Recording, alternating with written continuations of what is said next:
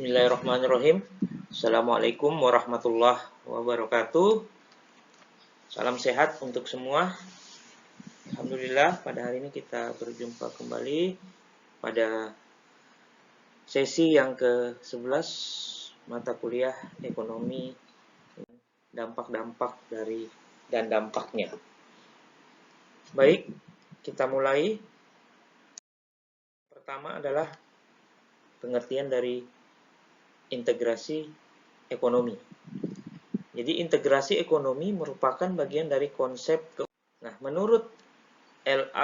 Agra tahun 1998, integrasi ekonomi mengandung implikasi adanya penghapusan berbagai restriksi dalam perdagangan antar negara dan digantikan dengan adanya koordinasi dan kerjasama ekonomi yang saling menguntungkan.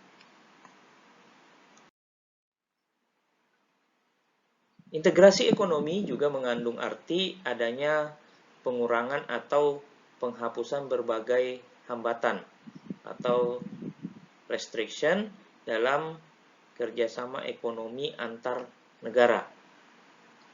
Ada beberapa poin tujuan utama pembentukan integrasi ekonomi. Yang pertama adalah mencapai pertumbuhan ekonomi melalui penciptaan perluasan pasar. Internalisasi increasing return to scale dalam produksi sebesar 200%. Nah, itu yang dimaksud dengan increasing return to scale.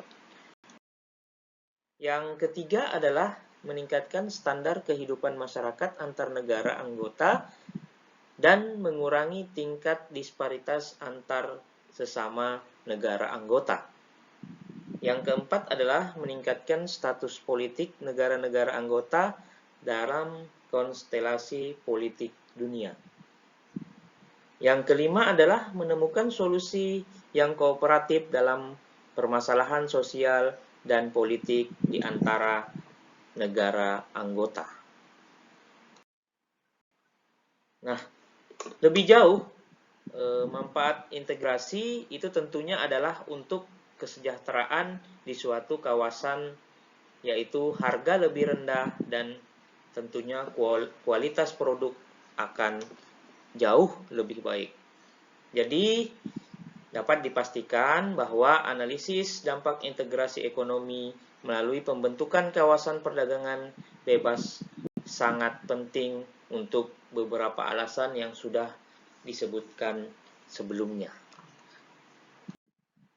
Nah, alasan tersebut adalah dapat mempengaruhi ukuran, arah, dan komposisi dari volume perdagangan antar negara anggota dan volume perdagangan dunia yang berdampak akan memformulasikan kebijakan perdagangan internasional. Yang kedua adalah terkait dengan cakupan kegiatan ekonomi dalam integrasi ekonomi. Nah, ada 3 poin utama atau 3 poin pokok integrasi ekonomi, ialah 1. Perdagangan barang dan jasa, 2. Investasi, dan 3. Keuangan. Nah, yang ketiga adalah alasan dilaksanakannya integrasi ekonomi. Menurut beberapa ahli, terdapat beberapa alasan dilaksanakannya integrasi ekonomi. Yang pertama, itu menurut Menon, tahun 2006, itu dibagi menjadi 2, adalah general factor dan specific factor. General factor ialah faktor umum yang menyebabkan banyak negara mengadakan suatu perjanjian perdagangan dalam kawasan regional tertentu. Contoh, misalnya negara-negara yang ada di ASEAN. Nah, faktor ini terkait dengan implikasi dari liberalisasi dan globalisasi perekonomian dunia, sehingga menimbulkan persaingan yang ketat dalam merebut pasar bagi produk masing-masing negara. Sedangkan yang kedua adalah spesifik faktor terkait dengan faktor-faktor khusus yang melandasi suatu negara mengadakan perjanjian perdagangan dengan negara lain. Nah, spesifik faktor ini dapat dikelompokkan menjadi 3, yakni economic factor, strategic factor, dan event-driven factor. Kemudian, itu yang pertama. Yang berikutnya adalah menurut Lipsey tahun 1987, manfaat dari integrasi ekonomi itu ada 5 poin. A. Adanya spesialisasi. B. Skala ekonomi. C. Perubahan dalam nilai tukar perdagangan. D. Mendorong efisiensi dan peningkatan persaingan. Dan E. Mendorong pertumbuhan ekonomi. Kemudian ada lagi menurut Lloyd dan Smith tahun 2004, terdapat 2 efek dalam proses terjadinya integrasi ekonomi di suatu kawasan, yakni adanya konvergensi dalam harga dan konvergensi dalam pendapatan. Nah, untuk penjelasannya adalah konvergensi dalam harga barang disebabkan karena perdagangan bebas yang tercipta di antara negara-negara dalam satu kawasan akan mendorong efisiensi produksi. Sedangkan penjelasan terkait dengan konvergensi dalam pendapatan itu dapat tercipta karena setiap negara akan mendapatkan kemanfaatan dari integrasi ekonomi melalui pembentukan pasar bersama terhadap produk-produk yang akan diperdagangkan. Kemudian ada lagi manfaat integrasi ekonomi. 1.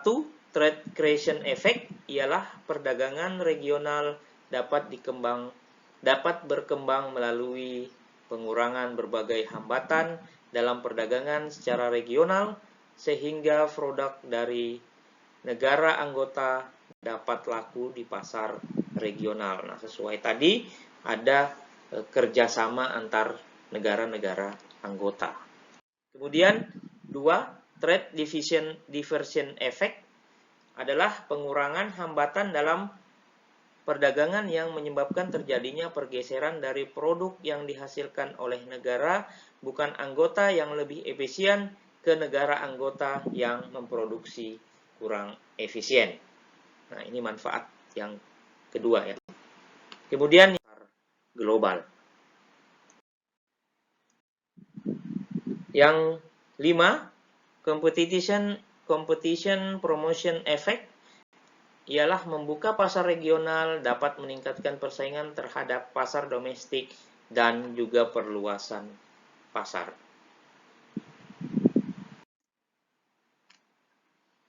Kemudian menurut Cehini tahun 1988,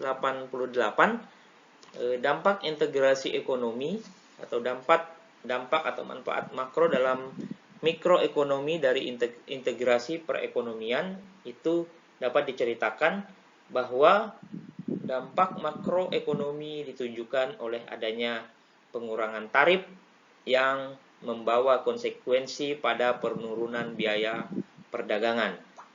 Nah, konsekuensi pada penurunan biaya perdagangan ini tentunya akan mendorong persaingan dan persaingan akan berdampak atau mendorong penurunan terhadap harga barang yang ada di pasaran. Nah, itu menurut Cehini.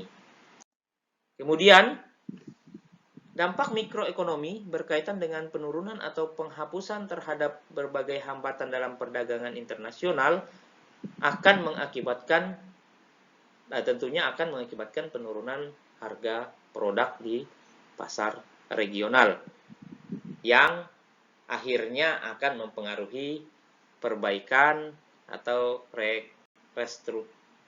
restructuring pada industri yang ada di dalam negeri. Winner ini bisa berdampak positif dan juga bisa berdampak negatif.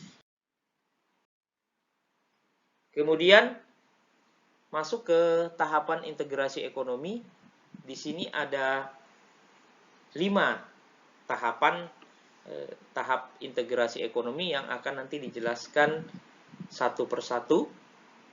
Yang pertama, free trade area. Yang kedua, custom union. Yang ketiga, custom market. Yang keempat, economic union. Dan yang kelima, total economic integration. Baik, kita akan bahas satu persatu.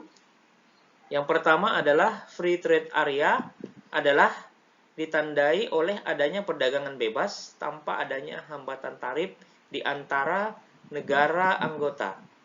Namun, masing-masing negara anggota masih diperbolehkan mengenakan tarif untuk negara yang bukan anggota. Kemudian, custom union itu menerapkan pengurangan tarif impor dari sesama negara anggota dan menerapkan hambatan perdagangan yang sama terhadap negara bukan anggota melalui kebijakan CAT atau Common External Tariff. Berikutnya, Common Market itu adalah perluasan dari Custom Union dengan adanya tambahan pergerakan bebas atas faktor produksi seperti barang, modal, tenaga kerja, dan jasa di antara sesama negara anggota. Sedangkan Economic Union itu adalah perjanjian kerjasama ekonomi yang melibatkan harmonisasi kebijakan ekonomi nasional dan kebijakan fiskal di suatu negara. Dan yang terakhir adalah Total Economic Integration. Ialah integrasi ekonomi ini dapat membentuk sebuah integrasi secara total yang juga menyangkut atau yang terkait dengan aspek politik. Baik, nah dapat disimpulkan dari apa yang sudah disampaikan tadi terkait dengan materi yang sudah disebutkan. Diperoleh beberapa poin. Yang pertama tadi adalah terkait dengan pengertian integrasi ekonomi menurut beberapa ahli. Kemudian yang kedua tadi juga dibahas terkait dengan cakupan kegiatan ekonomi dalam integrasi ekonomi. Kemudian alasan kenapa dilaksanakan integrasi ekonomi. Dan kemudian juga apa saja manfaat dari penerapan integrasi ekonomi dan dampak terkait dengan integrasi ekonomi. Inilah beberapa poin pada pertemuan yang ke-11 pada mata kuliah ekonomi internasional. Saya harapkan tetap selalu untuk di rumah, tetap jaga kesehatan, rajin belajar, dan sukses selalu untuk Anda semua. Dan saya akhiri, billahi taufiq wal hidayah. Wassalamualaikum warahmatullahi wabarakatuh. Salam sehat.